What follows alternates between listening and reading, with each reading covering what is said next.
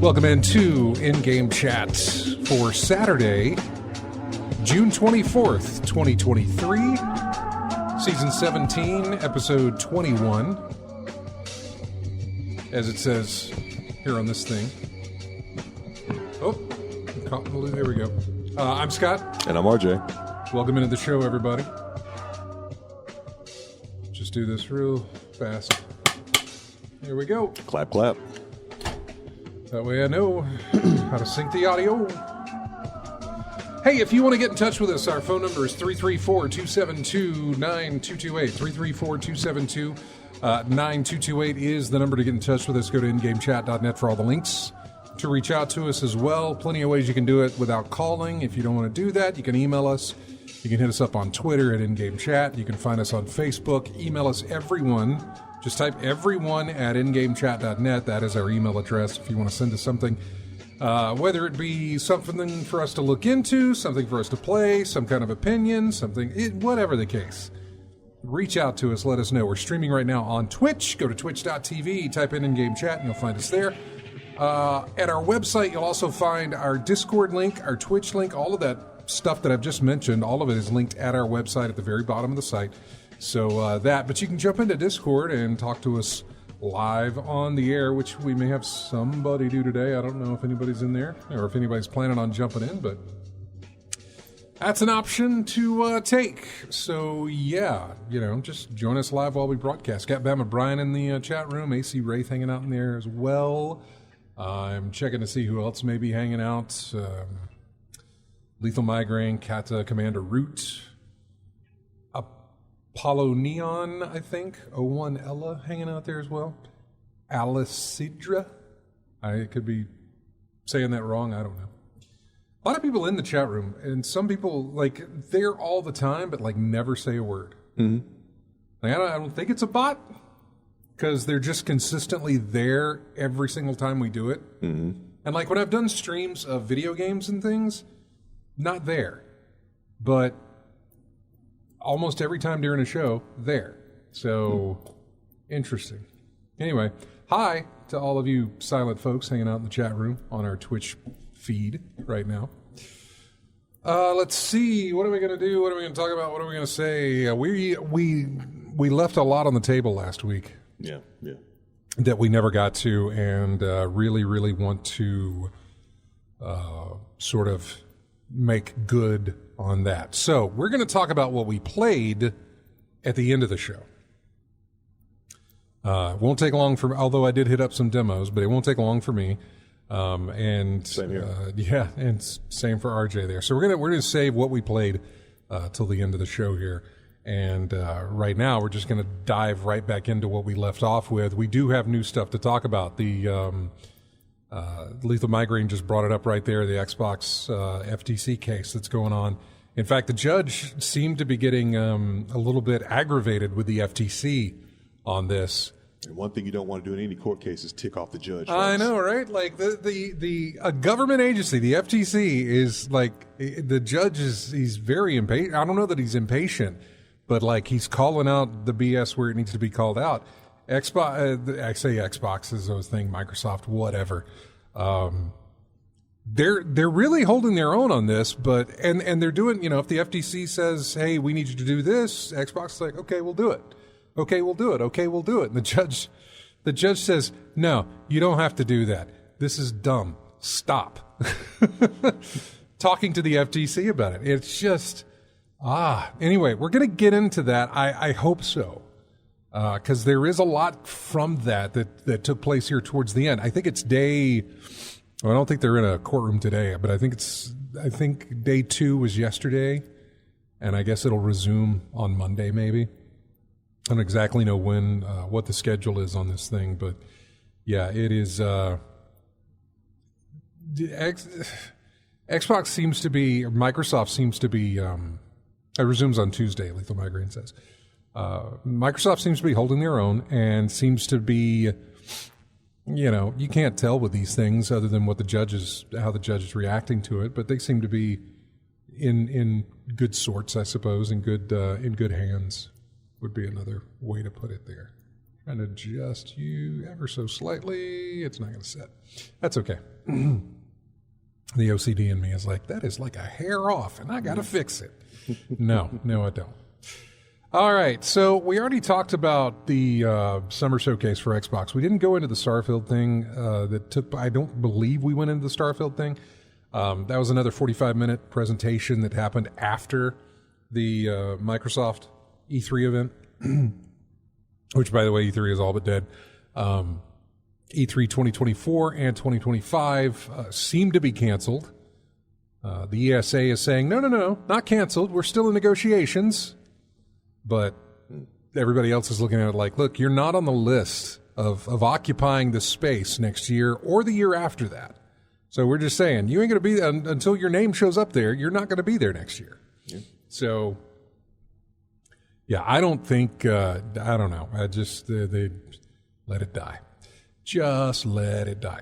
So, Starfield, back to that. Microsoft, Starfield, God, I get it, and I really wanted to talk to people. I asked for this in the show post and everything else, the Twitter feed at least. I just really wanted to hear from people who are avid players of No Man's Sky, and what they thought of the reveal of Starfield, where it's got a No Man's Sky sort of vibe going on, but it's wrapped in a Bethesda. Yeah, we said Fallout in space, basically. Yeah, kind of. Yeah. So, I mean, like, if you're down for that, then this is going to be good for you. And I don't think No Man's Sky is Fallout in space, but, there's something here. And this is not to discredit No Man's Sky, but for whatever reason, and I can't put my finger on what the reason is. I am more attracted to Starfield than I am to No Man's Sky. And I don't really know why that is. They're almost doing the same thing. I'm sure there's differences. I'm sure there's probably pages and pages of differences that somebody could point out. Mm-hmm. But, just first glance type stuff or just generalizing. They seem to be doing the same thing. Even No Man's Sky doing possibly more than what Starfield is doing. But I don't know. I'm just hooked by Starfield. Yeah, Lethal Migraine says maybe there's some more realism with Bethesda. There is something there. Something Bethesda talked about in their direct or whatever it was, their deep dive into Starfield, was that they were going for a all the equipment and everything else, the stuff that you interact with as far as like the suit you're wearing, the ship you're flying, everything that you kind of have to deal with outside of things that are actual planets, that are alien planets and life forms and things like that. Everything sort of needed to have some sort of basis in realism. They talked about some sort of NASA ripoff type thing, not necessarily a ripoff, but they wanted it to... you'd get a sense of, yeah, that looks official, that looks real type of thing. Mm-hmm. This looks like, okay, it was made by NASA or something like that, and used. Just so, I mean, it might ground it a little bit. Yeah, it's like some items used in games. Like I'll give you an example: Afterburner Climax. The ships the planes that you use in there. Yeah, it's like Lockheed Douglas or Grunham Corporation, the plane makers in there. They're like official or sports title. You officially use these official pieces of equipment, so it gives some reality in there. A lot of the sports titles do that. So yeah, so basing your equipment in reality, that gives it a little credibility, I guess would be the word for your gameplay. I mean, that may very well be it. I really don't know, but it drew me more to it, and there's a lot going on with this thing. I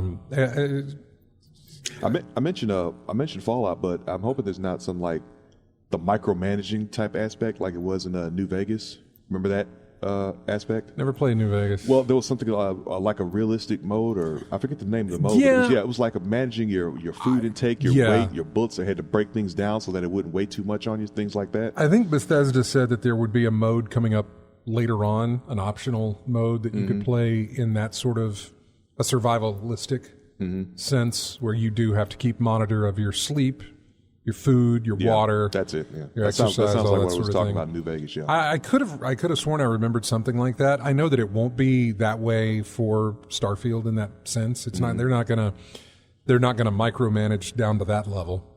Yeah. But there seems to be lack of any sort of multiplayer, which means I'm not going to be running into other players doing their thing or anything like that. Something that can happen with No Man's Sky if you decide to play in that realm. Like you can start playing in your own space with nobody bothering you. You can move over into the PvP space, or I say PvP, but where everybody's around, to accomplish unified objectives that all of you try and do. So there was the option to do it, but yeah. So I don't know. Maybe the draw is the more realism. I am not sure. I don't know. Maybe the draw is that. No, I think that. I mean, I guess it's got to be the realism. I was going to say something to the effect of, the promise of No Man's Sky early on and what we got sort of made me turn my head away from it, and I didn't bother paying attention to it. And then when it became what it became, I only paid attention to it then, missing out on any sort of a hype build to it, or any sort of they didn't do any kind of an explanation of how the game worked or anything like that. Sort of like what you're getting here, which was basically like, hey, we're gonna show you the game, talk about the game, and tell you all the things you can do. You never really got that with No Man's Sky. You did, but when you got the game, none of that stuff worked. It wasn't in there because they just hadn't gotten to that point yet. It was a point they wanted to get to, but they didn't at launch. And, I kind of didn't pay attention to it. Which I don't necessarily know whose loss that is, mine, theirs, it doesn't matter. Because they corrected it and corrected it quite well. But it took a while, though. Oh, it took a while. It took a long while, though. But now it's amazing how really fleshed out that game is, especially compared to when it launched and what it promised. So yeah, Starfield is one that I'm looking at. I'm also looking at the fact that it is going to be Game Pass. I hope that it's going to have shared saves. In other words, if I play it on PC or I play it on console, I'm keeping my character and everything else. I don't know if that's the case yet. Probably is. My other question is, if I get it on Game Pass, if I get it'll be on Game Pass day one, PC and console. If on one of those platforms I decide to buy the upgrade, the $30 upgrade to the digital deluxe edition that you can do. So like I'm getting it for free already, but I can pay $30 extra to upgrade that to the whatever edition. Yeah. If I'm able to do that on the Xbox or the PC, does that purchase carry over to my Xbox purchase? Probably not. I don't see how it would, but then again, it is in their own ecosystem. Yeah. And they're saving data between each one, so I don't see how you could save one with the pack on one and not transfer to the other. What do I get? Okay, here's the other question. I haven't looked into this, so pardon me for kind of being dumb on this, and I'm only really thinking about it now. But if I look at that digital deluxe, whatever the thing is, and what it comes with, it might not matter if I buy it on PC or not, because whatever it comes with may only be like an exclusive 5-day early access, or some in-game items that mean really nothing other than maybe cosmetics or something like that. So if I play it on PC without that, then I don't have it. Or if I play it on whichever way I go, I don't really know which way. The other thing is that I'm going to have to get a hard drive, an expendable hard drive, if I am to do that Game Pass thing on my PC. Oh, yeah. Remember? Yeah. Yeah. Something that can just kind of sit in a USB slot and be that extra drive that doesn't mess around with my system, that I can format it anytime I want to get everything off of it. Yeah, yeah. So I don't know. I don't know where I'm going with that, but I do know that I'll be there for Starfield, especially day one when it launches, because I'll be on Game Pass easily. Yeah. I don't know that I'll do the upgrade or not. I really need to look at what the benefits are. I know the only benefit I was looking at was getting to play like 3 or 4 days earlier, and I don't necessarily know if I need that. Or if it's worth the extra change to, 30. Is that worth $30 to play extra, to play early? Sounds like some that? season pass thing. Well, that's the other thing. There is a pass. There is a season pass.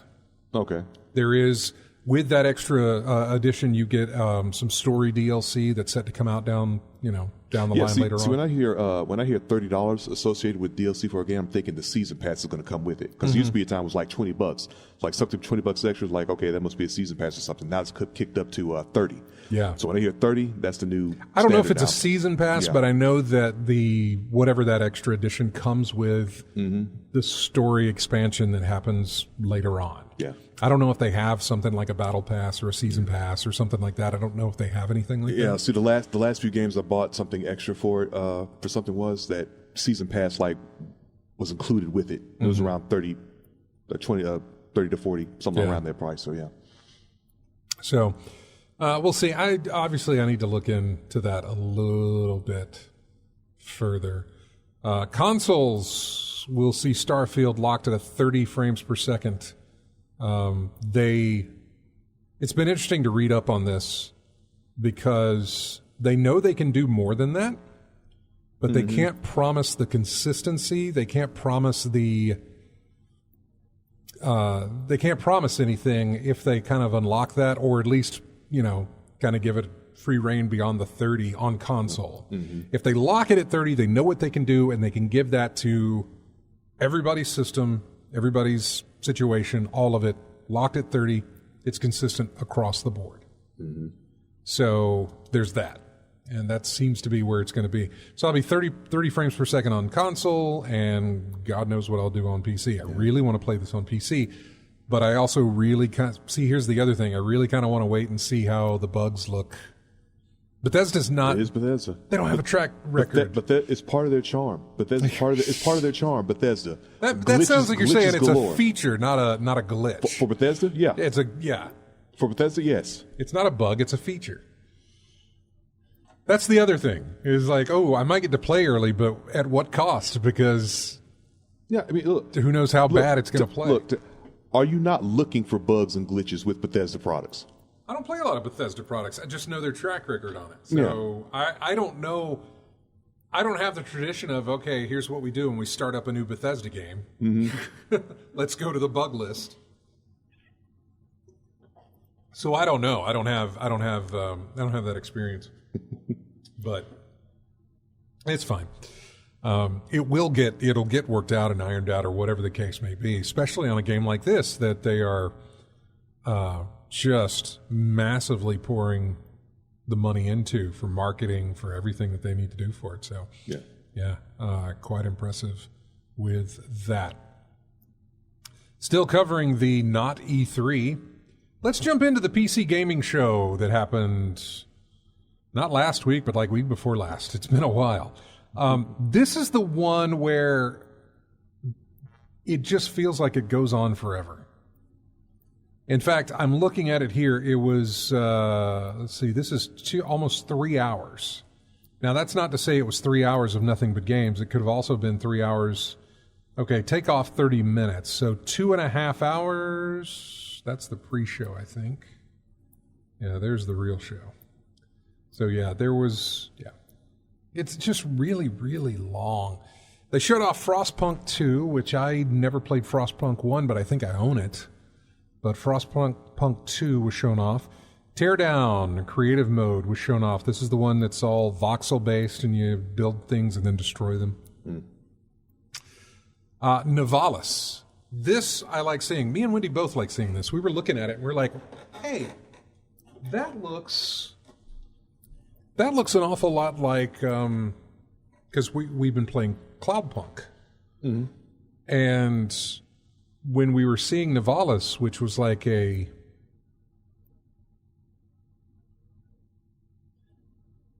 trying to explain what Cloudpunk is. Cloudpunk is kind of the game Cloudpunk takes place in the city of Nivalis. Mm-hmm. So now they have a game called Nivalis. It's a life sim. Cloudpunk was not that. Cloudpunk was a story-driven, like delivery service thing that you would do in this futuristic, Fifth Element-like city in the sky type of thing. And Nivalis is a life sim that takes place in that city, but on a much more micro scale. In other words, you're not zoomed back. You're right there on the streets, and, the cars are in first person. When you're looking at cars now, you're in first person rather than pulled back and they're on a tinier display type of thing. You know what I'm saying? Yeah. Like everything is more focused. It's like we put another magnifying glass in front of us to see more of the city, and we got down further to the street level, and it's just a life sim based in Nivalis. So like The Sims, but in a Cloudpunk world, it seems to be. It launches next year. That was something I was like, ooh, I am definitely interested in that. Jump Light Odyssey was shown off. It is a spaceship roguelike game. A demo's out now on Steam Next Fest, by the way, if you want to see some of those games. Steam Next Fest has tons of demos going on right now. I have downloaded a bunch, haven't played them, probably going to set that aside tomorrow to do. But yeah, there's a lot to pick from in the Steam Next Fest going on here. Road to Vostok, which is a survival FPS with a new gameplay trailer. They showed that off. Ebenezer in the Invisible World, which we've talked about. That demo is available. I really enjoyed that. It is... Somebody took A Christmas Carol and made a video game out of it. Perfectly fine. Surprised me that it hadn't been done before. To be honest with you, there's many ways you could have gone about it. You could have gone about doing that. Could have made it a horror game. It is a ghost story after all. Warhaven was shown off, talking about the demo, which is out now, a part of Steam Next Fest. Diesel Legacy, The Brazen Age. It's a 2v2 fighting game. As you and a partner double dueling against a pair of opponents, sharing the stage together, each mode of the game can be played cooperatively, including the training, including story mode, and also an arcade mode as well. It's in open beta until the 18th, which is over with now. Dorf, D-O-R-F. It's an RTS. Shares a new gameplay trailer full of classic PC gaming visuals. I don't remember Dorf. I'll have to look at that. A game called Sulfur. It's a single-player extraction FPS with a cartoony art style to it. There's not my type of game, so I was like flipping through. Sail Blazers, it's an open-world survival shop sim. I don't know how they keep combining words together to make new modes of, this is a new genre. Shopkeeper? Play with up to 8 players in online co-op, surviving an unforgiving island and building a thriving shop ahead. Building a thriving shop. It launches September 29th. Eternites? I'm not sure. It's a dating action game. It blends swordplay from Devil May Cry and also Persona-style characters. Have you ever played any of the Persona games? No, I heard of them. I mean, I played the Persona fighting game. I remember that one. But the RPG style that's known for it, no, I haven't played that one. Only the fighting game one, briefly. PAX Day or PAX Die, I believe. It's an RPG. It's influenced by real-life folklore, as well as games like EVE Online that emphasize player agency. Not sure on that, but there are trailers for these things if you want to look them up. Stampede Racing Royale, Mars Horizon 2, The Search for Life. I'm not sure what that is. Path of Exile 2, they showed off another one there. Ferocious, which was a first-person shooter set on a dinosaur-filled island.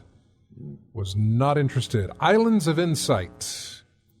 It's a shared world puzzle adventure set in a fantasy realm. You explore, you find puzzles, and you collaborate with other players to solve those puzzles while traveling on foot or flying over the landscape. Yes, that had interest for me. Lords of the Fallen also had interest as well. It's kind of a Souls-like, but it launches in October. I'm not even going to try to pronounce this dude's name, but it's Dungeon Master. You build a lair and manage your minions. Defend your dungeon from adventurers who want to fill their pockets with loot while keeping your underlings happy enough to avoid problems. Reminds me of, well, at least in that description, reminds me of... Nahulbeck? Yeah. You know what I'm talking about. Nahulbeck, I think is the name of that. Nahulbeck's Dungeon Master. I'm talking about a game that came out on the Xbox 360. They had two games. There was an original and a sequel. Overlord. Okay. Do you remember Overlord? Overlord was almost kind of Pikmin-ish. Well, I don't know if you know about Pikmin. I remember Pikmin. Yeah. Pikmin, yeah. It's almost Pikmin-ish because you had all of these. I can't remember what they called, but they were these little troll-looking things. I can't remember what they were. But you would tell them to go out and like, hey, go destroy this. Like they would just ransack and kill and loot and do all these things. And then they would bring it back to you. I'm looking at the cover of the original Overlord. Yeah, it's like a little these little goblins that you just command. Yeah. That's what that reminds me of. I loved Outlast, by the way. Or Overlord. I loved Overlord. Goodness. What? $40. Wow. On Amazon. This just one that just popped up for me. For the 360? 360. My God. I still have it. I still have the box. Yeah. I still have the game. And I think it had a sequel as well. Did not live up to the first one, but I liked it. On the PC, it's $6. It's on PC, Overlord? There's a PC option on here on Amazon. It says it was $6. I'll be. I'm interested in that. Go figure. But yeah. Overlord. All right. Mariachi Legends says, imagine Ninja Gaiden, but set it in Mexico, and you're a detective battling against a sinister gang. It's a 2D action platformer, inspired by games like Katano Zero and Castlevania. See a Warhammer game there, Age of Sigmar, Realms of Ruin. Beta's coming up July 7th through the 10th. Citizen Sleeper 2. Sequel to, obviously, Citizen Sleeper, which I have it on my Game Pass, but I actually haven't played it. Critter Cove is a tropical life sim, a little cozy game there for you. Hidden Door is an AI gaming project. Its RPG-style storytelling platform collaborates with authors and other creators, paying them to license their work into what's essentially never-ending dynamic fan fiction that you can play through with your friends. It is a novel chat-based platform. That's interesting. Dread Pilots.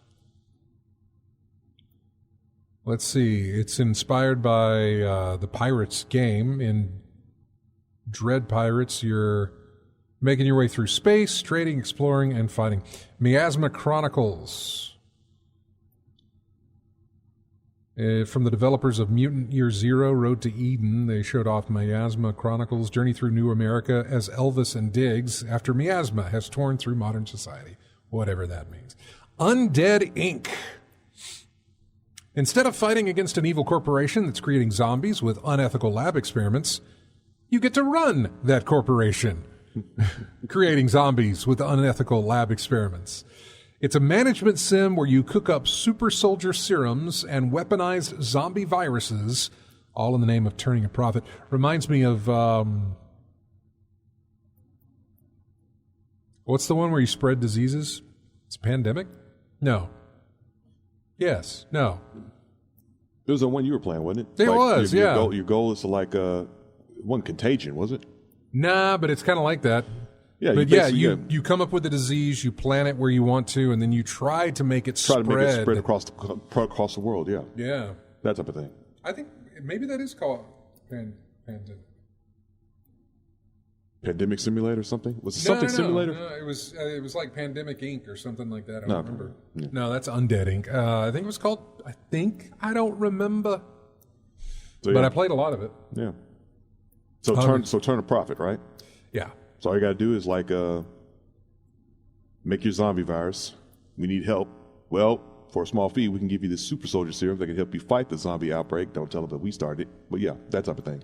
Yeah, I don't know how that works. What do you mean turning profit and are you selling your stuff to I don't know. I'll have to look into that. I mean, that's what it sounds like to me. You have a product, sell it. Who needs I know, but if you're making something that kills people, you got to keep them around to pay weaponized for the product. Yeah, I know. I don't know. The trailer's there, so. Yeah. Altered Alma was shown off. It's a space opera Metroidvania. What else do we have? Invector Rhythm Galaxy was a music game. The Invincible, which I downloaded the demo of.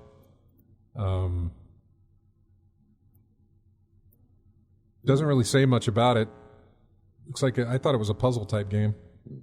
But it's sci-fi. It's called The Invincible. It's got a very 1950s aesthetic to it, but with space and stuff. So, Park Beyond, I'm interested in that. It's a theme park simulator.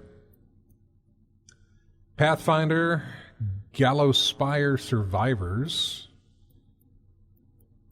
Parcel Core, Ride Walls and Grind Rails as a bicycle messenger. Fabledom. I'm trying to read what Fabledom is. It's a city builder. Okay. Chimera is a sci-fi survival simulator set on an alien planet, endure violent weather events that are not just destructive but also helpful as they give rise to new resources. 30XX was shown off. That's the old Mega Man-inspired game there. Mm-hmm. That I want to say, I think it's that one. Wasn't it called 20XDX? I don't remember. I think it was. Let me check right quick because I think that was it. Well, was this the one that was done by Kickstarter? Yeah, a little Kickstarter thing. Yeah. Yeah, it is 20XX. That game, by the way, the 20XX, I think it's that game, holds the record in all of media for the longest credit sequence.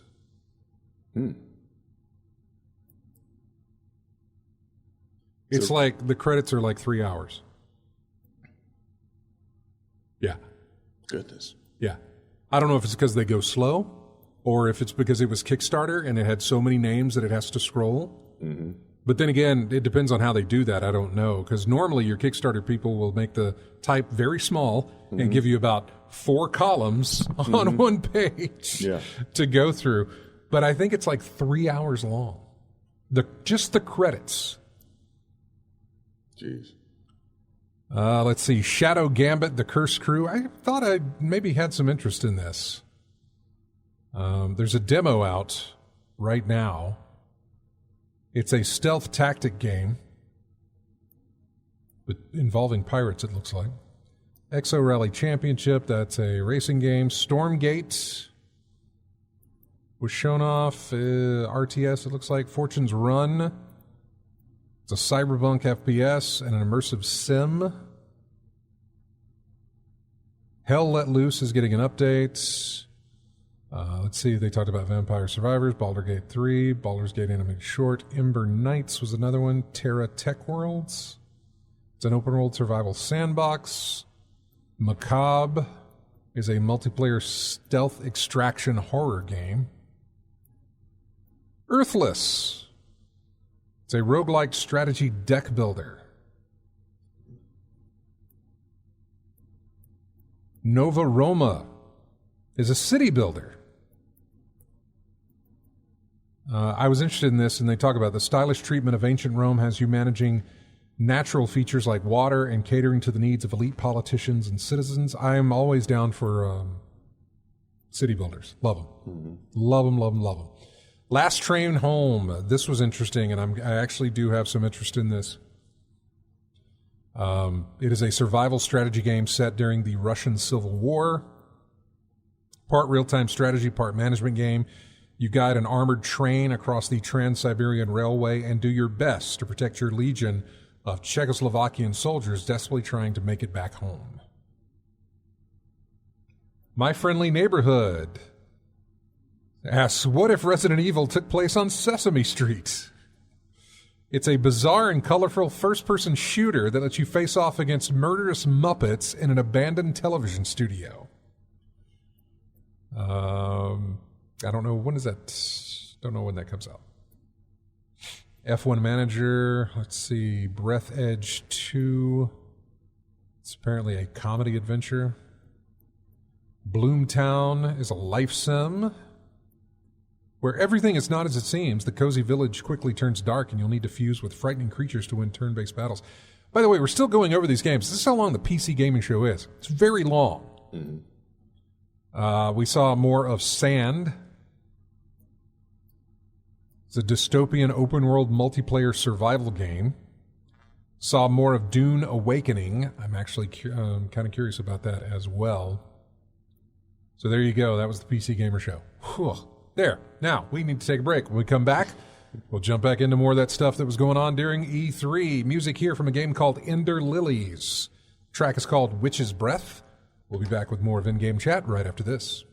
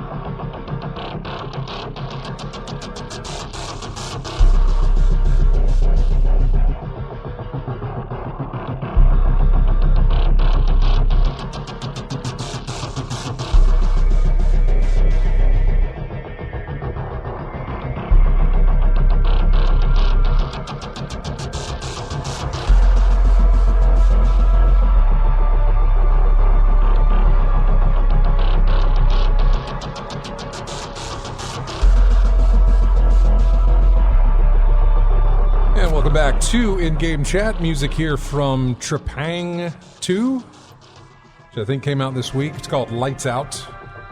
In fact, I just got a tweet from Wario earlier this afternoon saying it was on sale on Steam. So I have no idea what kind of game it is, but it was new. We hadn't used music from it, and so that's why I picked it. And that I could find music for it as well. So that's why we went with it. That's how that works.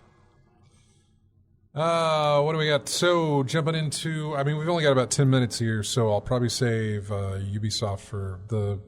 coming up out of the break here. We can probably easily hit up Capcom, though. They had a summer showcase. They showed off more of that Kunitsugami, Path of the Goddess, which I still don't know anything about. Oh, never mind. They didn't show off more. They just showed off the same trailer. So, yeah. I don't know anything about it. It looks really interesting, but I have no context for what it... I have no idea what kind of a game it is. Japanese, heavily, but no idea. I almost call it updated Onimusha. Possibly, yeah. Yeah, something like that. Oh, Mega Man X. They showed off Resident Evil 4 VR mode on PlayStation 5. And Pragmata. They showed it off back in 2020 for PS5. And then we never heard from it again until now. Only for it to come back and say that, hey, we need to postpone the release. So there is no new release date given for that game. Ghost Trick Phantom Detective got a remaster, or well, the remaster got a demo that is on all systems. It's on PC, it's on PlayStation 5, Xbox, and Switch. The demo is, as is the game, if you're interested in it as well. I really liked, I did play that demo. I liked the concept of it. I get why it was on a 3DS and how it worked well on the 3DS.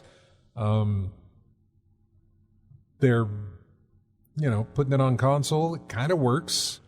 Feels like it would work better on like a touchscreen type of thing, but still good. Apollo Justice, Ace Attorney Trilogy, Capcom Town, I don't know what that is. Exoprimal got a new trailer. It's a dino-killing co-op shooter. It's the one that they're pairing up with Street Fighter. Before I even knew what Exoprimal was. Yeah. It was like, here's Street Fighter and Exoprimal. Well, I don't know what this means. Why are the Street Fighter people wearing these weird cyber suits? Why are they fighting against dinosaurs? I don't know what any of this means. I don't know what Exoprimal is. I thought it was a thing from Primal Rage. Who did Primal Rage? Was that Atari. Midway? Or was it Atari? I want to say Atari, yeah. Okay. Because that's what I thought it was. I thought it was like, oh, so Exoprimal, I wonder if that's like the next step in Primal Rage, and they're just combining them. Nope, my fault. Midway. It was Midway. That's what I thought. Yeah. Why I think Atari? I don't know. Probably thinking about Mace the Dark Age. And then they showed us new details on Dragon's Dogma 2. So, see, not that much. That PC gaming show is just too long. Some of the games at Microsoft that we did not see, and I'm going to mention at least one of these because it's going to come up later, but and I'll make sure you know which one that one is. State of Decay 3 was not shown off, even though there is a trailer out there for it, but they didn't have anything to announce. The Outer Worlds 2, again, there is a trailer out there from 2021, but it was not at the Xbox thing this year. Perfect Dark at the Game Awards back in 2020. There was a new Perfect Dark game that was revealed. That's the last we heard of it. Nothing new on that front. In 2019, Rare announced a game called Everwild. It's a brand new IP in very early development. Then they were rebooting it in 2021, still not showing off anything about it for this year. Contraband from Avalanche Studios. They're the people that did Just Cause. That was another game that didn't make it. And then the other one I mentioned that I didn't mention yet, was the Indiana Jones game from Bethesda. It's basically being made by, I want to say, Machine Games, the guys that did Wolfenstein, the New Order, and the New Colossus. They're working on an Indiana Jones game. I bring that up because that game was brought up in the FTC trial with Microsoft. There's a lot of things revealed at that trial. We're going to get to that too. I guess they just had to disclose a lot, and so everybody's picking up on it. Like the fact that I think Starfield, was it Starfield? I can't remember. One of these games from Bethesda, I believe, was supposed to be on, or either was supposed to be an exclusive to PlayStation or was supposed to be on all systems, but Microsoft kept them on just PC and Xbox instead. I can't remember what it was. There's a whole list of things, and we'll get into that here in a bit. Do we even have time to jump into Ubisoft? Probably. I mean, I could probably do a quick rundown of everything shown there, but I really wanted to talk about some of the stuff that was shown there. Trying to think of what else that we can talk about before we go. I can tell you that, this week we had a Nintendo Direct. which showed off a lot of Switch games and was really surprised by some of the games they showed off. I really didn't think I was like, Nintendo is they're just riding on the Zelda wave, and then they'll have like, a Pokemon or a Splatoon or something coming out that I won't be interested in. The Zelda thing will carry them to the end of the year. That is not the case, and we'll talk about that. What else do we see? Let's see. Yeah, we talked about the E3 thing. Steam Next Fest is going on right now. Polygon had 12 games to try. I have not looked at this to see what those games are, but I am going to do so now. Okay, Venba is one of those. It's a narrative cooking game set in the 1980s after an Indian mother moves to Canada with her family. It centers around cooking puzzles that will restore lost family members and unravel a story about family, love, and loss. This has been on the list of a lot of people's like, hey, this demo is out, you should try it. On anybody that does a list of like, hey, the Steam Next Fest is going on, here's our picks. Venba has made every single one of those picks.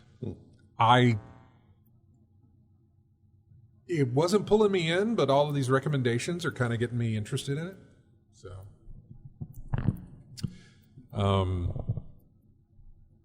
Spirit Swap Lo-Fi Beats to Match 3-2. Basically, it is a puzzle game. Kind of, I don't know if that's Puzzle Fighter or if it's more of a, what was that old game called? I say old game. It was Xbox Arcade. Mm-hmm. Puzzle Quest. Okay. That's what I was thinking of. Puzzle Quest or a Puzzle Fighter type of thing. Not sure. But that demo is available. Goodbye Volcano High. They mention it is described as a cinematic narrative adventure where you play a student in their last year of high school. It's out in August. Viewfinder. I did play that. Viewfinder is a game about perception and perspective. You use photographs to alter the world that you're in. So you take a photograph, and I told you about this, so you can tilt it and make a bridge and whatever else. There's a demo out there. It's on Steam. It's on PlayStation. I believe it's on Xbox as well. Give that a go if you're interested in puzzle games. Because that is, I like the idea of what they're doing there with Viewfinder. Laika, Laika, Age Through Blood. A Western-inspired Motovania set in a post-apocalyptic wasteland. You ride a motorbike and take on an endless path of vengeance to take back what your people lost. It is, I did download it. I have not played it. Stellaris Nexus, that's another one I did download. I haven't played it. It's a 4X game. Except this one is where you can play a game in an hour. Usually 4X games go for hours and days and weeks on end, but this one, apparently you can do it in an hour. So look to that. Game called Sticky Business. It's a cozy game. It's a small business sim built around making stickers. Well, isn't that nice? Salt Sea Chronicles. Well, plenty to explore. Lots of people to meet as well. That's another one. Cart Life, which apparently is a remake of an old game. I don't know how old it is, but I'd never heard of it. Cart Life is, what does it say? You're a street vendor. Yeah. So that's it. You sell food or whatever on the street, sell newspapers on the street, magazines, that sort of thing to make your money. Might and Magic Clash of Heroes, Definitive Edition, Fortune's Run. It's a classic first-person shooter feel with a twist. It's got a fighting game system. Huh, okay. America's Tower Simulator puts you in the seat of an air traffic controller, clearing planes for takeoff and guiding them to their gates. The immersion is made complete by the game's use of voice recognition. Huh, interesting. What if that's based on what they did with that flight simulator, where you just man the tower? Kind of. I think someone did that. There was a video. I think it was a set of videos I saw. Dude just ran the tower and let people come in through the airport as needed. So there's some pretty funny incidents where dudes weren't paying attention, trying to land things that weren't supposed to land there, things like that going on. Well, it's interesting. The sim folks, the people who really simulate that airline, the flight sim stuff, will have people in certain places where they do talk to a tower, and I'm using air quotes for radio folks. They talk to a simulated tower, and that guy gives them clearance for landing even though they don't need it because they are just playing the sim. Yeah. But they live that, they role play that extensively. They have rigs, and I mean, you can look this up like on YouTube. Just look up flight sim gaming rig, and you will see they have the screens that go around them, in a very immersive format. They have the what is it, the HOTAS? Yeah. They have all of those. They have boards of instruments that can be tied into it. They have chairs from actual planes that they sit in to pilot the video game. They get as close as they can without actually having a pilot's license and everything else that they have to go through. Although for the money they spend on it, they could probably get one. Yeah, I mean, I'm looking at some of the images now. I mean, it's insane. If you got the disposable income, have at it. It reminds me of over-the-top train stuff. People put train tracks in their house and stuff. Yeah, I'm looking at a picture right now of someone's 5-monitor setup. Yeah. With a nothing to be talking about. Let me just put a picture of it out there. But yeah, this is dedicated to their hobby. Really? Dedication to their hobby. Really are. They totally are. So he's putting that in there. We got to take a break. When we come back, we'll hit up Ubisoft, and we'll talk about the Microsoft and FTC thing, which has gotten very interesting, and we'll talk about what we've been playing. That is all coming up next hour, or, well, wink, wink, this current hour. Be right back with more of In-Game Chat after this. Music from Pegasus Expedition. It's called High Courts. We'll be right back.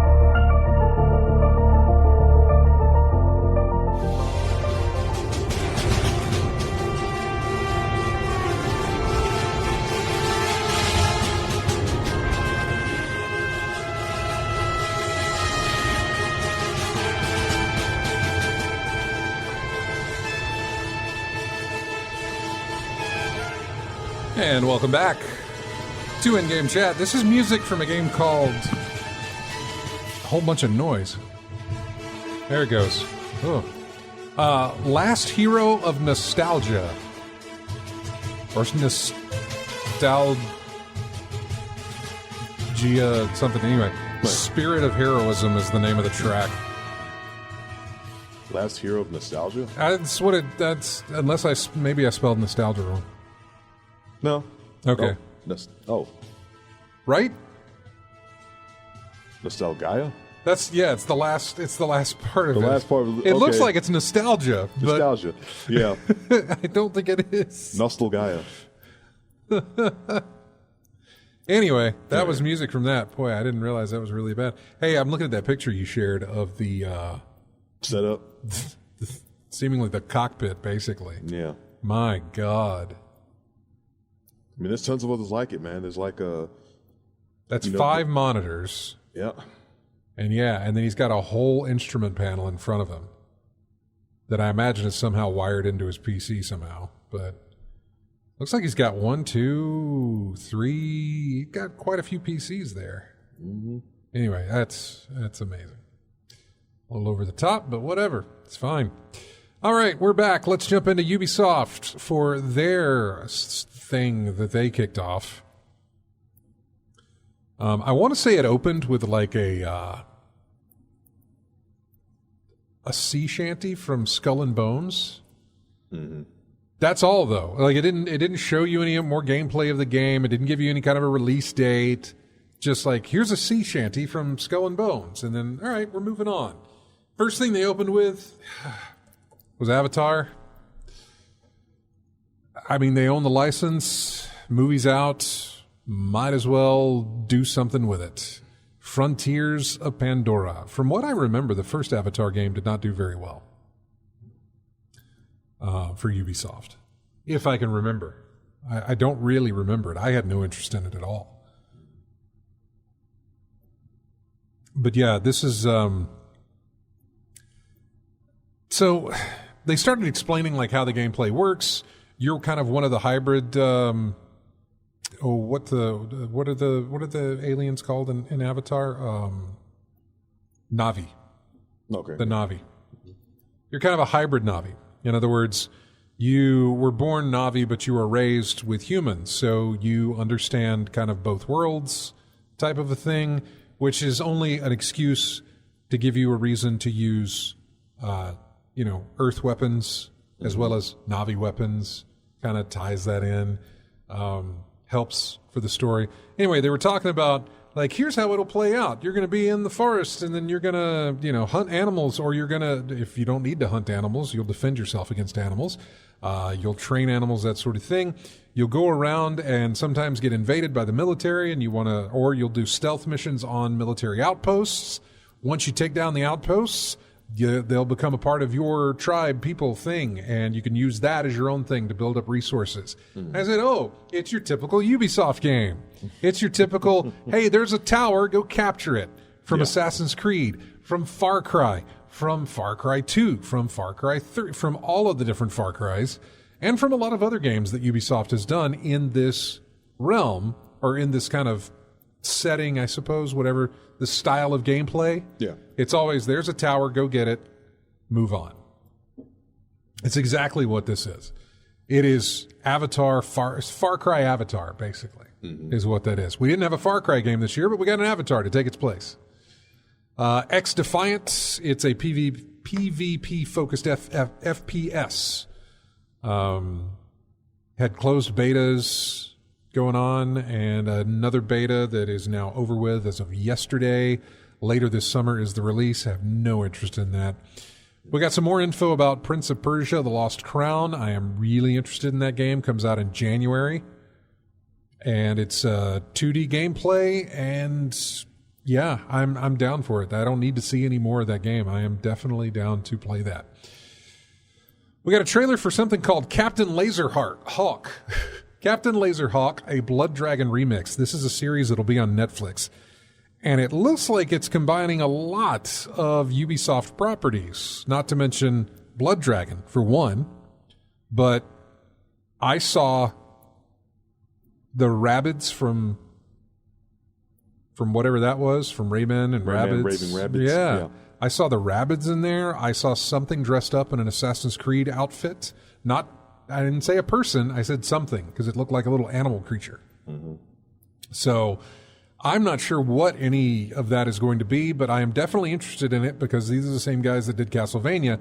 Not the writing, obviously. That was somebody else, but the animation is the same studio. What else we have? The Division Resurgence. This was interesting because it's a mobile spinoff of The Division. And from everything that I've seen of it, it's like The Division, the very first game, but on your phone. It's pared back a little bit as far as like the amount of people and stuff that you can work with. You can play up to two people actually. 3 people co-op the whole thing. But it's very much just Division on your phone or your tablet, whatever the case may be. Which was interesting that they were able to get that to work, I guess. I mean, I don't know how old Division is, but you can play it on your phone now. Let's see, what else did we see? There was the Skull and Bones sea shanty thing. Mario and Rabbids getting DLC. The Crew Motorfest is Ubisoft's answer to Forza Horizon, because that's the whole entire vibe I got. Forza Horizon takes place on an island. The Crew Motorfest takes place on an island. There are volcanoes. There's mountaintops that have snow on them. Same as in Forza Horizon. I get the same vibe from it. And I didn't know the Crew. I mean, I guess that's their thing. They're like, hey, let's do what Forza's doing. Hey, but we don't have should we just put it into one of our original IPs? Sure, yeah, we'll just call it The Crew. Yeah, The Crew is our racing thing. Just put it in there. No interaction with those things you mentioned, though, right? What? Volcanoes. I mean, you drive on the side of a volcano, yeah. How about jumping over one? Possibly. I mean, I'm not saying you can't, but given the things I was doing in Forza Horizon, I would imagine that somebody has built a ramp over a volcano that you can jump over. Okay. I would imagine. Then we got to look at the Assassin's Creed Nexus. This is the VR Assassin's Creed. Mirror's Edge. I was hoping to get some gameplay, but I can't tell that what they showed us was gameplay. I mean, it seemed to be set in the game world, but it's so much harder, I guess, for me to recognize VR gameplay than it is from regular gameplay of a game. You know what I'm saying? Yeah. Like, I can look at some stuff and tell you, okay, that's not gameplay. Okay, that is gameplay. But with the VR thing, I was like, I don't know. Is that actually what it looks like? Is that how it's going to look? I don't know. Apparently there were demos at the Summer Games Fest thing where you could actually play it, but I haven't heard anything about it. But I'm still interested. Then they talked about Assassin's Creed codenamed Jade, which is a mobile game. It's an open world mobile spinoff. So yeah, you can play Assassin's Creed on your phone. I have no desire. Maybe they make it interesting, but I have absolutely no desire for that. What else do we get? Oh, Assassin's Creed Mirage. We got some more details and some more gameplay out of it. I like everything I see about Mirage. I know there are people out there who don't. I know there are people who... Sorry, dropped my water. Luckily, it's on the floor, and it was also at a top, so I didn't make a spill. I know there are people who love the current slate of Assassin's Creed games. Odyssey and... Valhalla and Origins. Yeah, this one looks like it's going back to its roots. I know, and I'm fine with that. I liked everything about it that I saw, everything they were talking about it with. I was just like, yeah, I'm there. That's fine. This is perfect. Way more linear, not as open world aspect type of thing, which is fine for me. Something that is like, yeah, you do this, you do this, you do this, and you continue to do that throughout the game. And then you just follow the story. Totally there. Never needed an open world. I know people love it with their open world. I know it's great. I know it brought a resurgence into Assassin's Creed that was long needed, but it didn't come from me. Because, I mean, I was okay. I was like, they're still making Assassin's Creed, so I get more Assassin's Creed, but I'm not big on this thing that they're doing. I had some fun in them, but... I didn't get very far in them because there's just too much to do. Yeah. But that's why I like the earlier stuff. I was down with Assassin's Creed up until Assassin's Creed Origin. Like, Syndicate was great. I enjoyed Syndicate a lot. And I mean, that was an open world. Well, I say open world. It was a big world to go through. But you still had like your mainline missions and some of your side missions. And... it wasn't this vast world to explore like Origins was. So, and then they showed off some more of Star Wars Outlaws. The gameplay on this, as I was watching it, I thought, okay, this feels like what 1313 was supposed to be. This adventure game set in the Star Wars universe, but not, you're not a Jedi with powers or anything like that. You're just a bounty hunter type person. You're just like a Or some dude with a pistol. You just Han Solo, basically. Yeah. So, or Hannah Solo, I guess, because it's a female lead on this. But yeah, it still gives those same vibes. And I liked what I saw about it. It had some stealth aspect to it, had some shooting going on with it, puzzle solving, narrative. I mean, I hope the narrative's good. I have no idea who's writing it or who's handling it or anything like that, but worth looking into further for me. So I was happy to see that. And I think that covers E3 for us.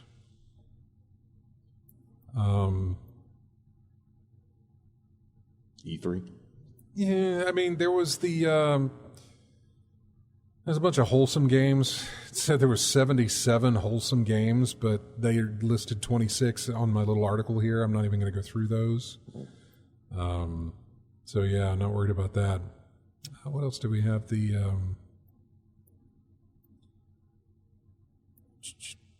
Just looking over here. Okay. Yeah, that looks to be about it. So there we go. I'm gonna open up this article here about the Microsoft FTC thing and get that prepped and ready to go because that's a lot to look at. Yeah. Here's some more demos to tell you about. Next Fest demos. Now we talked about we gave you 12 games to try from Polygon. This one comes from Rock Paper Shotgun, unless it is blocked out by a paywall, which it could possibly be. Doesn't look like it. Okay. Ooh, that looks fun. Shadow Gambit, The Cursed Crew. We talked about that, but there is a demo for it, and I am going to have to download that. Looks great. On Guard. The color-coded dodge counter combat of Batman Arkham meets the trap-filled levels and mighty kicks of Dark Messiah of Might and Magic. That is what happens in On Guard.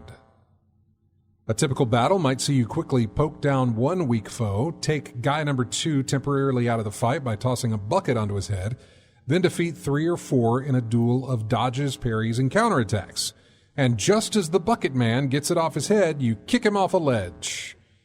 Then, as reinforcements arrive, you slide across the table and kick over a stack of barrels that send the new group tumbling down the stairs like meat skittles. Okay. I mean, you've sold me. I'll check it out. It's available on the Steam Next Fest thing, On Guard. Station to Station, that is one that I downloaded. That is one that I was totally down for. It's very voxel looking. It's a steam train that you build that takes supplies to one town to another town that needs them and that sort of thing. Yep. I am highly interested in that game. Like I said, it's one of those where I don't normally take the advice of the thing. After you play the demo, they're like, hey, follow us on YouTube and Twitter and blah, blah, blah. Well, when you finish that demo, it's like, hey, join our Discord. And I totally joined the Discord. It's right up there at the top screen right here. Mm-hmm. That is the developers' Discord for Station to Station. I am down for it. Oh, I missed my free dice. Anyway, that's for a Monopoly game. I'm playing Monopoly on my phone too now, so... Been to jail yet? Yeah, it's plenty of times. You get 3 rolls, and if you roll doubles, they'll let you out. If not, you got to pay a fine. But not real money, by the way. I like it. It's a little bit addictive because you can just sit there and roll dice. If you've got enough dice, you just sit there and roll dice. Anyway, Station to Station, great game. Oh, there's Word Factory. Good luck is all I can say. That's a tough game to get a concept around because they talk about like, hey, this'll make a letter and then this bends a letter and this combines a letter and then you can make other letters out of one letter. And I'm looking at the image on the screen. It's like, so you say you're giving a bunch of the letter I, right? Just a straight line. Mm-hmm. And now you got to bend it to make a C. Mm-hmm. I'm guessing combine the I and the C to make a D. You're trying to spell the word at the top, right? Right, dragon. You're trying to spell dragon, but all you got is an I. So how you make the, like I'm saying, off the top of my head. Well, see, you can in that picture you can see those purplish buildings there. Those are eyes, and you see those all start the chain, except for one of those, which is different. But most of those start the chain, making the letter I. Then it goes into, like, take that top one. It goes in and it takes the I and it makes two of them. Mm-hmm. Then it makes two that goes into a combiner, which spits out a V, which then goes into whatever this is and spits out something else. I can't tell. Looks like it makes an I again. I'm not sure. But you can see all the stuff going on. Well, it's coming in from two different areas because you've got one that sends an R. That's interesting. So it's just a map function. You got to route these. You got to route it so that these things so that it goes to the right building to make the right letter to go to the top to make the word they're trying to spell at the top. Exactly. Yeah. Mm-hmm. Exactly. It's a tough one. If you're interested in it, there's a demo for it, but it takes some thinking on that one. Yeah. This builds it, this bends it, this combines it, this makes this, provided you have that, and how do you get that? You have to do something, that type of thing. Navigating all these resources and combining them to get what you want at the end. Yeah, it tells you there. Apparently you can create all 26 letters of the alphabet just from the letter I, with all the different factory things that can be done with that. That's how you can do it. The right factory, the right ingredients, that type of thing. Mm-hmm. Got a game called Underground Blossom. I don't know what that is. These games, a 15-minute demo whisks you through the game's first two chapters.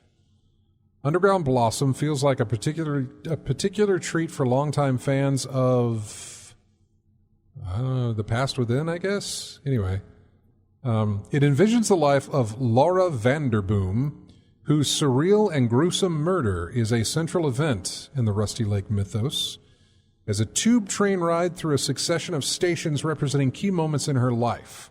Laura hasn't received much focus in a while, so a whole game dedicated to piecing together her story has the potential to open up a lot of interesting new avenues for the series. I'm not familiar with this. While what we've seen so far is light on revelations, it's satisfyingly full of all the slightly twisted logic puzzles we've come to know and love from the series.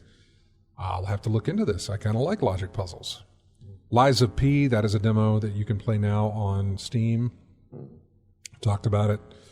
Might and Magic Clash of Heroes Definitive Edition. Ebenezer in the Invisible World, that is also on Steam for you to download. Jump Light Odyssey, another one that is one of those like builder type things. I like it, or at least I like the concept of it. I haven't played it.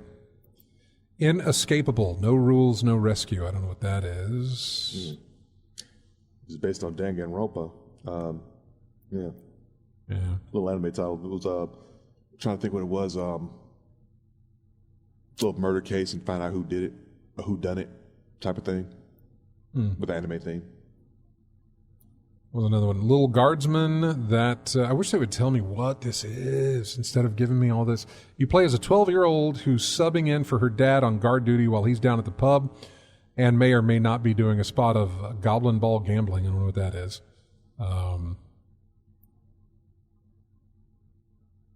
Sports betting. It also helps. The sprawl is considerably less bleak than papers. Okay.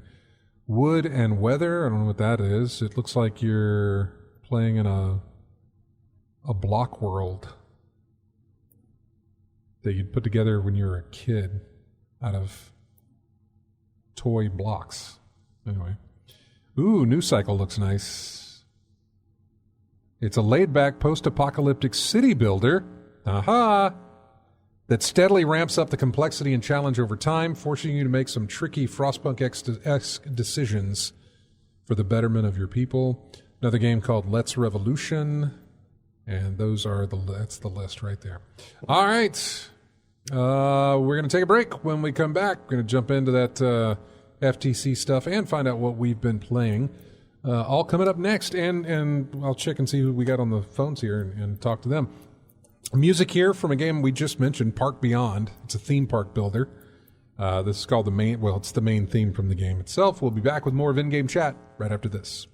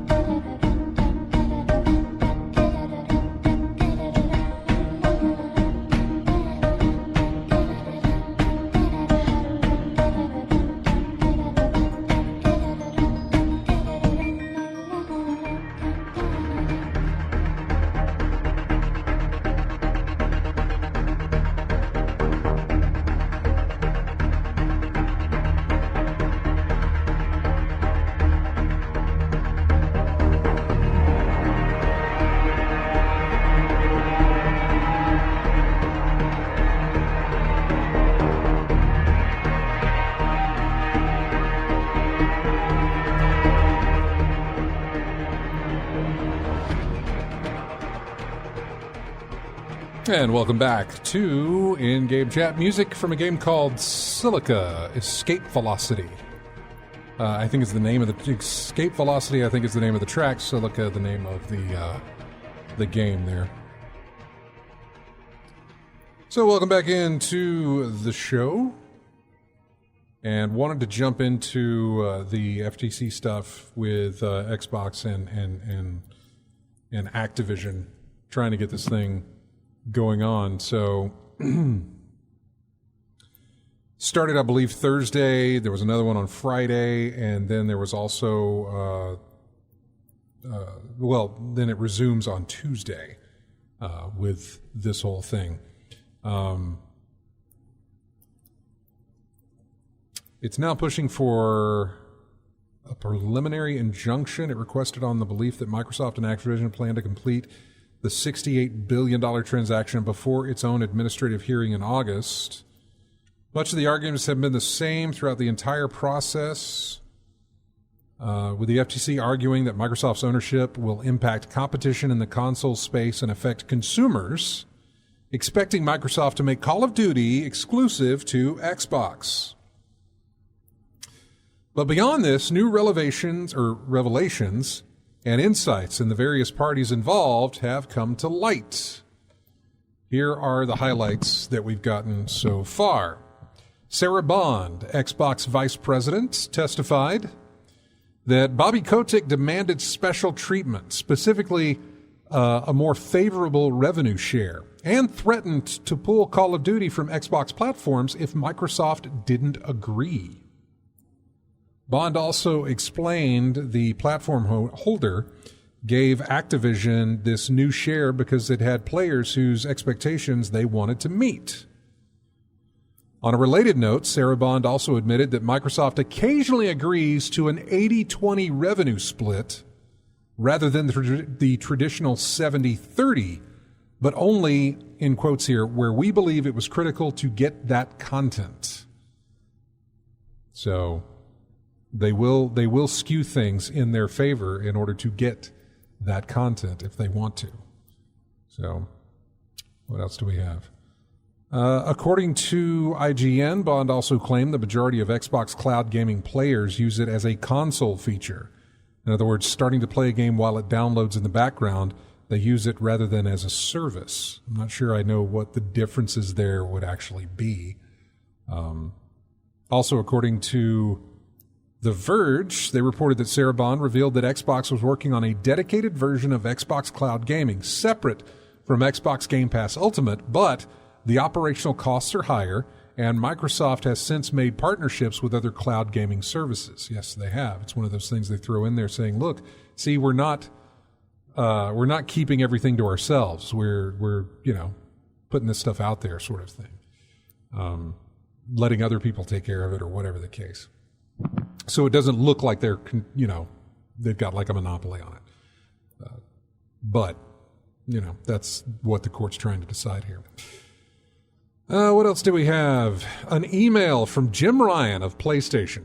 This was interesting. He shared it was shared in court and reported on by IGN. It showed that the executive, Jim Ryan of PlayStation, was initially unconcerned by the proposed acquisition. Writing 2 days after the deal was announced, he said that it was not an Xbox exclusivity play at all, and that Microsoft was thinking bigger than that. He added that he was pretty sure we will continue to see Call of Duty on PlayStation for many years to come, and that the company would, this is what he said, in quotes, will be okay, more than okay. I don't exactly, let's see, it was 2 days after the deal was announced. I swear his tune has changed. Mm-hmm. I want to say that we have done plenty of stories where that's all they ever bring up is the Call of Duty stuff. Yeah.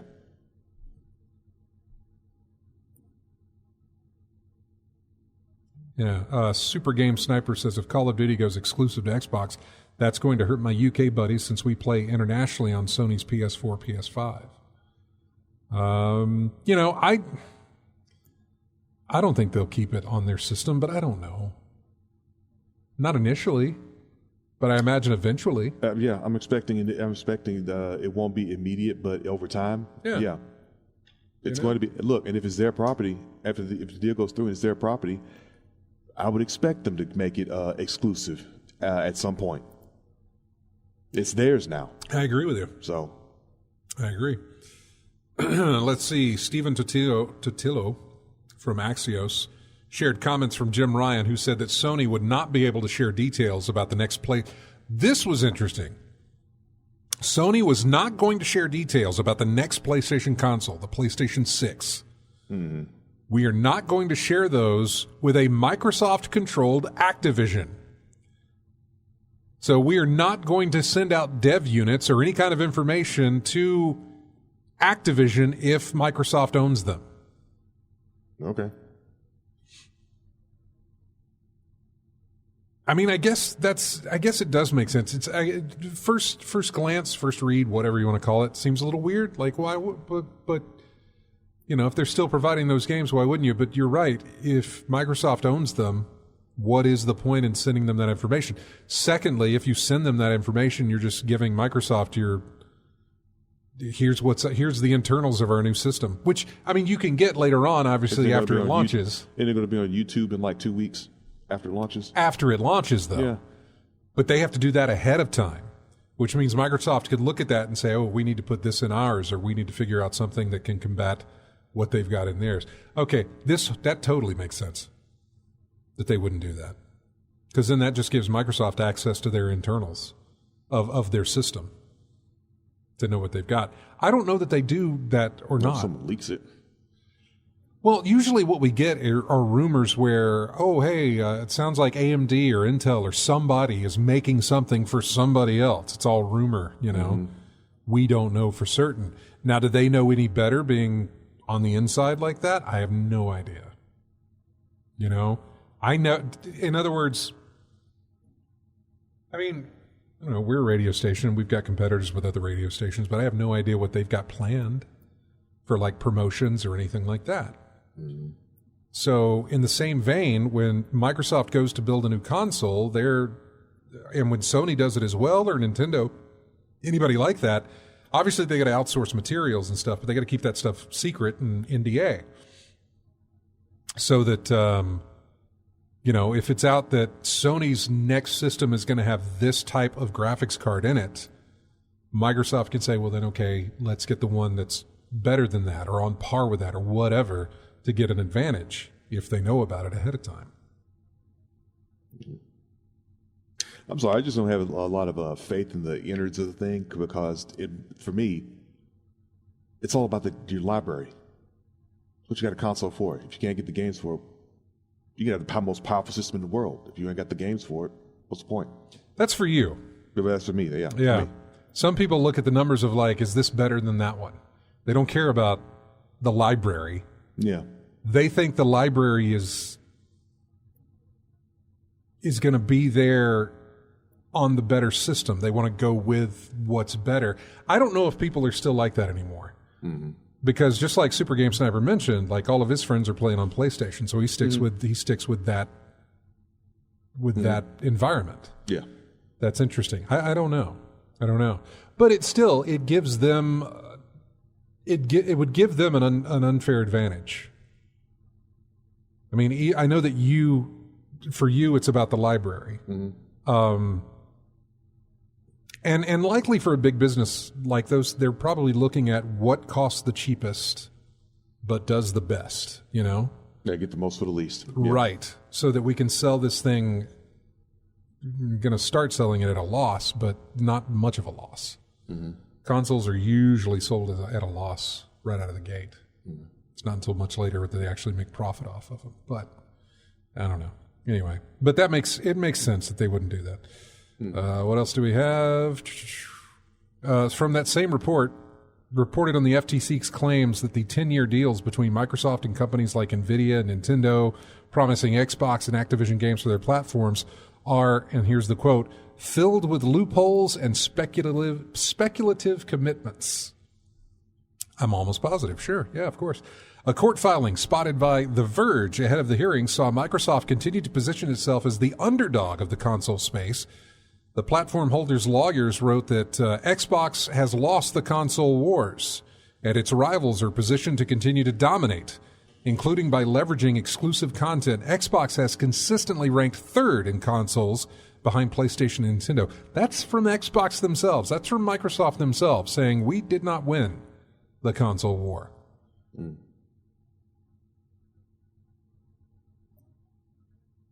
Now, I don't know if that's just being published for sympathy's sake or, I say sympathy's sake, but you know what I'm saying? Like, hey, we're not this big monster you make us out to be. We're third behind Nintendo and PlayStation. And I imagine that there's numbers in that filing that prove the case, possibly. I can imagine that they are third, but how close are they running together? You know what I'm saying? Like, how big's the gap? Speaking of exclusivity, IGN reported that the original agreement between ZeniMax and Disney was for the upcoming Indiana Jones game to be a multi-platform title. However, Pete Hines of Bethesda revealed that this was amended to make the game exclusive to Xbox and PC, as well as arriving day one on Game Pass. That's one of those things where they can look at and say, look, here's a game that was going to be multi-platform, and when Xbox bought the place, they nixed that. They suddenly made it exclusive. They're about to buy Activision. That is multi-platform. What do you think they're going to do? You know, they're just trying to show this is what they do when they buy companies. Let's see. Ars Technica reported that the FTC pointed to ZeniMax exclusives on Xbox platforms as powerful evidence that Microsoft's assurances of multi-platform Call of Duty cannot be trusted. This is exactly what I just said.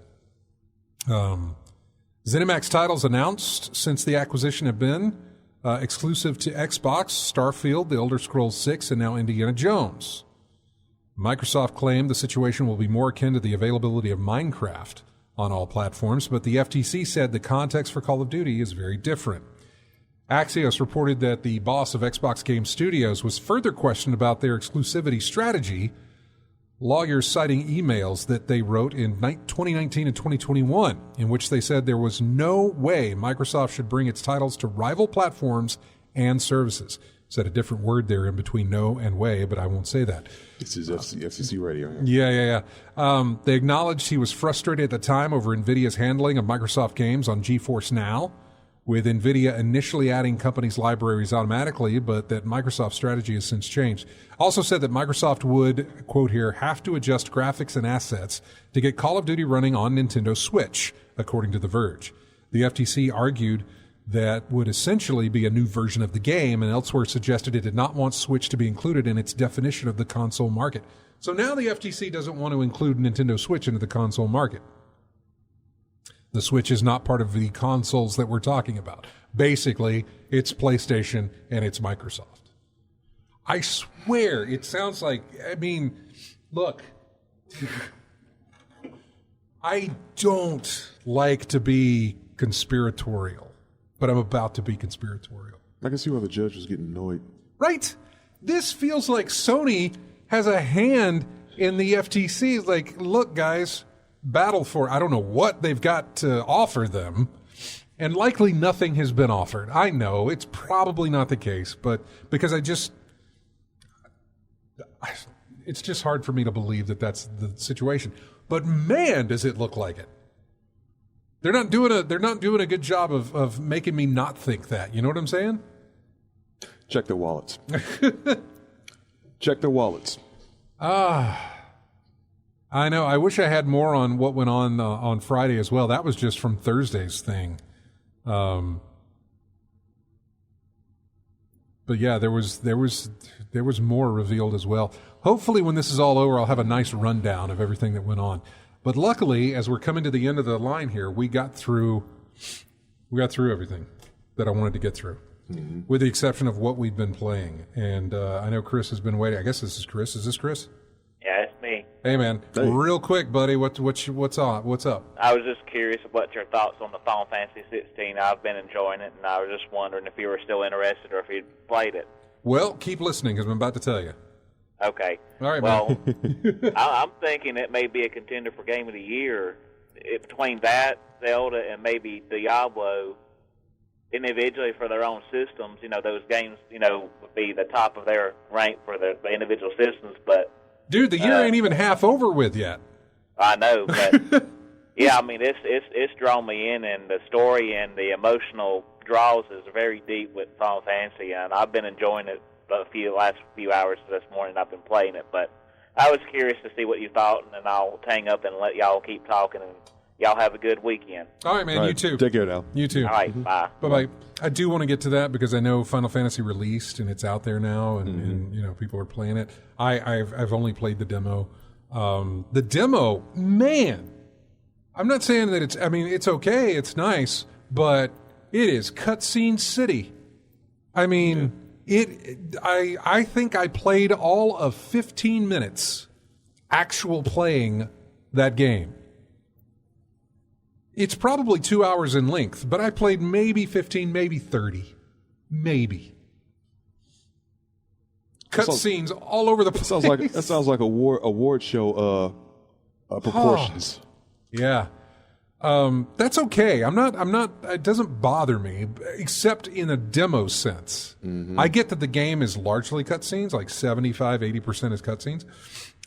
So I understand that, and that's fine because you're telling a narrative and a story, but in a demo, I need more than cutscenes. Sure, include them, but give me some more gameplay. And they tried to give you as much as they could with where they were positioning the demo from the game itself. In fact, it saves your progress because you're only playing the first 2 hours of the game, I guess. So it saves your progress so that when you do get the game, you'll pick up right where you left off. So it's the very beginning. I liked it. I just didn't like the demo. Yeah. If that makes any sense. Didn't give me enough. What have you been playing? Because we don't have enough time for me to go over my demos. For the most part, I've been playing MLB The Show, trying to work on my season of my franchise, and I've also given another shot to Lies of P. I've come to the realization that I'm going to have to learn how to get my timing down because timing has never been something I've been good at. Is this a game you're looking to pick up now? Not look up, but get the timing down. Okay. Because the only frustration that comes from the game is the defense in the game. You can block all day, but you're still going to lose a significant amount of health. Like if you take an attack, you're going to take like 100% damage. But if you block it, with the weapons I got, if you block it, you take 70% of the damage. That's still a lot of damage. So you're going to have to spend a lot of time running away, keeping your distance, and then try to pick and choose when you can come in and come out for your offense, which has been true for all the Soulsborne games. But a defensive thing I'm going to have to look at is getting my timing down perfectly to block and parry, like in Sekiro, so I can keep my health up. Because I think that's going to be a lot of a frustration for anyone playing this game if you're not a Soulsborne veteran of those type of games, getting your defense up. Yeah. Before we go, I meant to mention that Alexi Gambler that called us last week mentioned a game called Road 96. Yeah. I did end up playing that on Sunday. I really, really liked it. Oh, good job! Hey, I'm only on chapter 3 so far. I have not I haven't had anybody make it across the border yet. 2 people, actually, all 3 of them have been arrested. One was arrested inside of a gas station outside the border. Another one was. Oh, what happened? Oh, goodness. Another one was arrested somewhere else. And then another one, I got onto a truck and was able to get into border security. Right. But they caught me again. And I had to go to jail. So everybody got busted. I got inside of a truck and then they did some scans and then they brought in a dog, but the dog I still didn't get caught. So then I go under the truck. And then they do something else and they catch me, and it's like, okay. Yeah. I went under the truck to get away from the dog, but anyway. We got to go. That is it for us. Thank you, everybody, so much. No show next week. It's 4th of July weekend. No show next week. It isn't really. I mean, the 4th of July is on a Tuesday, but yeah. So I'm not going to do a show next week. Okay. Anyway, that is it for us. Everybody have a great one. We'll see you in 2 weeks. Yeah. Bye-bye. Here's music from Kingdoms and Castles. We'll see you in 2 weeks.